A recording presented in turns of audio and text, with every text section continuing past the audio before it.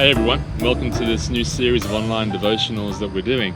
I'm Pastor Andrew, and the new theme that we're doing in this coming season is neighboring. And that's why we find ourselves in some neighborhoods that you may well be familiar with, you may live in and around Douglasville and Douglas County. Neighboring is a really important theme in Scripture, and we're going to be looking at the how and the why and what of being a good neighbor.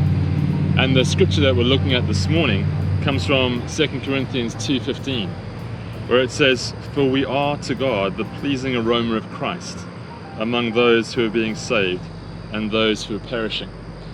When I was doing my undergraduate degree, it was in something called osteopathy, which is a bit like physical therapy.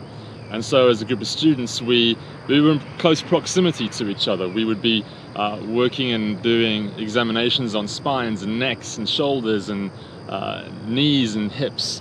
So we got in close proximity to bodies and to clothing. And I remember on one day, one of my friends noted, she said, "Hey, what is the washing detergent that you're using? I like the smell of it."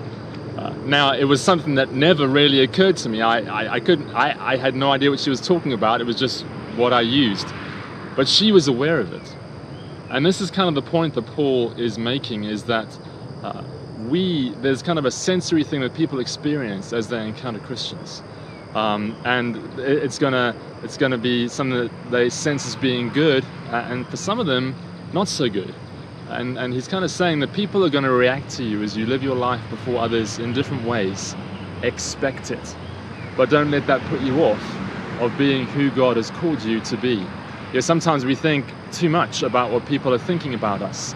Sometimes we even project things onto people that don't even exist. They're not even there, but in our minds we overthink it.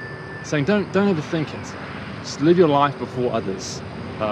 Be to others the fragrance of Christ, for their goodness, faithfulness, kindness. This is what Christ calls us to live out before our neighbors. Think about doing that today.